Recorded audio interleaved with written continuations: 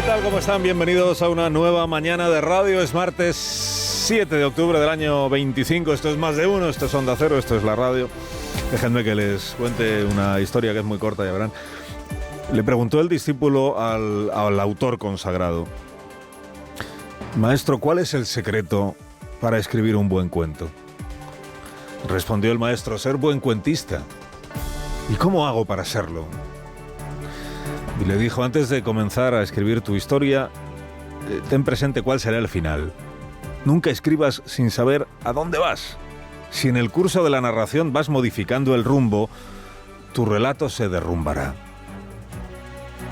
Insistió el discípulo: Maestro, ¿quieres decir entonces que mi cuento ha de resultar creíble? Se impacientó el autor consagrado. Creíble no, ha de resultar cierto. La mayor virtud del cuento es que no cante. A partir de aquel día, el discípulo, sumido en la confusión, renunció a inventar ninguna historia y se hizo notario. Y el maestro, muy satisfecho, celebró tener menos competencia. La tradición oral del cuentacuentos procede de lo más antiguo de la antigüedad y permanece viva en nuestros días. Autores tan celebrados como Charles Perrault, los hermanos Grimm o José Luis Ábalos han contribuido a la extraordinaria vigencia de este género. Cada uno en su medida, acorde con su talento, han hecho disfrutar a los lectores con fábulas extraordinarias como Pulgarcito, El príncipe rana o El ministro con botas. Este último relato narra, como todo el mundo sabe, la historia de un ministro desterrado del reino del príncipe Handsome, que viene a ser como el cuento del emperador desnudo, pero al revés, porque a este ministro todo el mundo le dice: hay que ver, ministro, vaya botas te has puesto, ladrón. Ladrón en sentido cariñoso. Y él responde: ¿quién, yo? ¿Acaso no veis que voy descalzo? Tan corto ando de dinero que no tengo ni para folios de mi fotocopiadora.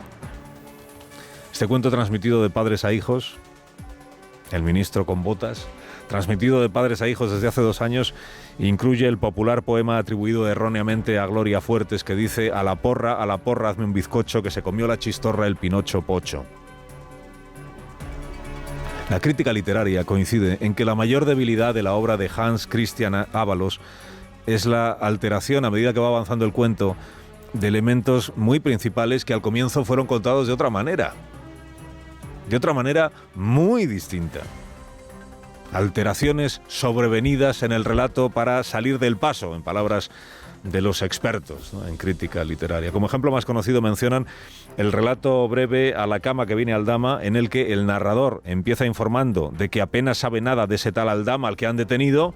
Quizá remotamente pueda ser un señor que creo recordar que era presidente del Zamora. Hizo unas camisetas. Se iba de vez en cuando por el ministerio. Trabajaba de asesor, creo, de Europa. Sí, para admitir unas páginas después a la Fuerza Orcan que estuvo a punto de firmarle el alquiler de un piso en la Castellana, que le recibía en su casa oficial con naturalidad, o que le acompañó a Barajas el día que tomó tierra a Delcy.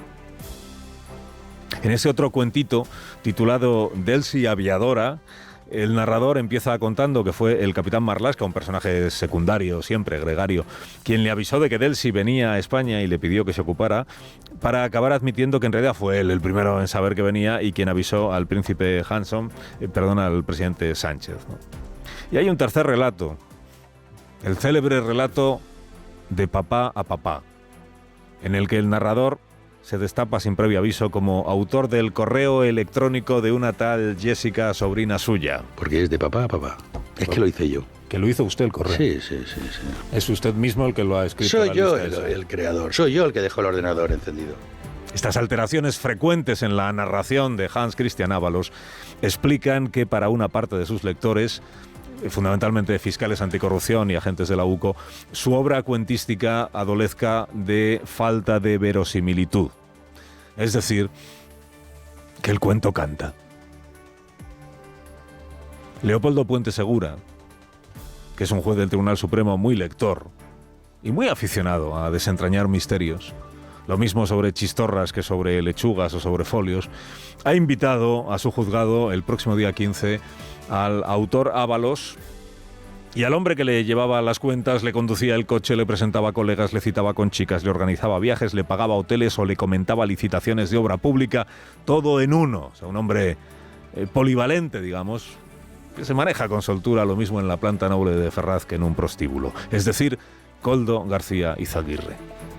El juez se ha leído el informe de la UCO, que según Ábalos es una obra de ficción a base de distorsiones, de imprecisiones y de fábulas, y tiene interés, es natural, en conocer la docta opinión del exministro sobre distorsiones, imprecisiones y fabulaciones propias.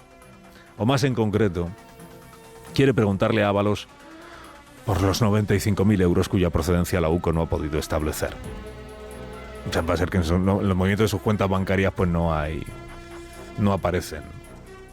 Y quiere preguntarle también por la extraña relación que mantenía con este Koldo, que se hacía cargo el hombre de pagarle al ministro la pensión de los hijos, la nómina de la empleada doméstica, los regalos a las sobrinas, las cuotas de la hipoteca, sin que conste que luego Ábalos le reembolsara un solo euro.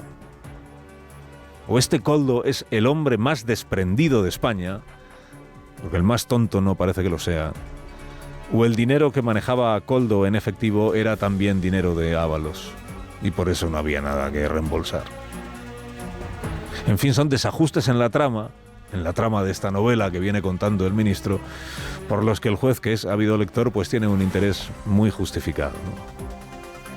¿Quién estuviera allí el próximo día 15 en el Supremo para ver cómo el juez Puente le dice al autor Ábalos: ¿podría explicarme usted el sentido de esta frase suya? Koldo traía chistorras de Navarra y tenía amigos guardias civiles. Traía mucho chistorras de Navarra, es verdad, pero no solamente él, sino que se la pedía a muchos amigos, algunos también guardias civiles. ¿Se las pedía o se las traía? ¿Chistorras de comer o chistorras de las otras? ¿Cómo hace Ábalos cada vez que tiene ocasión para deslizar la buena relación que tenía Koldo con guardias civiles? Guardias civiles y policías. Si con quien se llevaba bien Koldo era con el Ministerio del Interior, es lo que dice Ábalos siempre que tiene ocasión. Es que ocurre que ayer el autor Ábalos se apareció ante los espectadores de la televisión pública en uno de sus muchos programas privatizados para predicar contra la UCO. Tiró Ábalos de un viejo comodín que usa desde hace año y medio, que es esto de menospreciar las cantidades que se le imputan, alegando que, hombre, habiendo dirigido el ministerio con más presupuesto de España, uno esperaría que la corrupción fuera otra cosa. Si después de todo eso, la conclusión son 95.000 euros, donde se ignora la procedencia, yo creo que toda la película de grandes comisiones pues queda muy, muy limitada. Ya, ¿y la de las pequeñas comisiones? ¿Cómo de grande ha de ser una comisión para que genere escándalo? Dejó sin responder ayer el exministro la pregunta principal, la verdad es que tampoco se le planteó, que es: ¿estos 95.000 euros entonces de dónde salieron? ¿Qué procedencia tienen? Dice Ábalos: hombre, si todo lo que no han podido acreditar es la procedencia de 95.000 euros, pues diga usted cuál es la procedencia. Bueno, la semana que viene se lo va a preguntar el juez. Reconoce entonces como propio ese dinero, está en condiciones de explicar cómo lo obtuvo, con lo fácil que ayer lo tenía para aclararlo, y dejó pasar el balón sin que le fuera afeado, ¿no? Sí respondió a una pregunta que nos hicimos ayer aquí. Este procedimiento poco chusco que usaba el PSOE y que según El Mundo ahora ha vuelto a usar, esto de abonar los gastos de representación con billetes en efectivo metidos dentro de un sobre, cientos o miles de euros en algunos casos, ¿esto era solo cosa de Ábalos y Koldo o recibían sobres de esos todos los cargos orgánicos? No solamente el señor Ábalos y el señor García han venido cobrando estos gastos de esta forma, todo el personal, dirigentes o empleados que tuvieran derecho a devolución de gastos funcionaba igual, no fue un procedimiento para nosotros en concreto. No eran solo ellos. Dicen: madre mía, qué dineral en billetes tenía que manejar Ferraz, ¿no? Para pagarle gastos de representación no solo a Ábalos y a Koldo, sino a cualquier dirigente, cargo, empleado que tuviera derecho a que le reembolsaran los gastos, ¿no? ¿Todos pasaban cantidades similares a las de Koldo y Ábalos o...? ¿A los demás dirigentes o empleados también les podía recoger el sobre con el dinero un Koldo o una esposa de Koldo o un familiar, un cuñado que apareciera por allí para retirarse, para llevarse el sobre? Según Ábalos, el procedimiento lo diseñó la gerencia, no él, la gerencia. ¡Ay, el gerente!